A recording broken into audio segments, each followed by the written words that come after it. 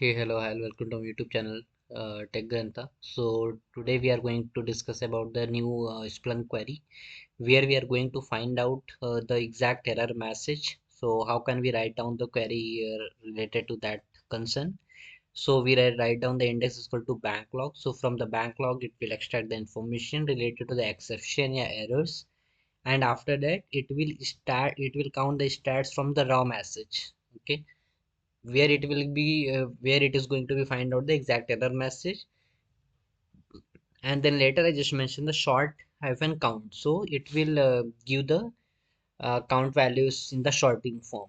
Okay, so that the way we can just find out the exact error message. So what the mean of the exact error message on the air, like from the raw message, like from the underscore raw, from there it will give the exact error message for the query side, and then we can troubleshoot our uh, test execution side and issues. So hope that video is helpful to you, and we'll just meet on the next video with the new Splunk query. Thank you so much.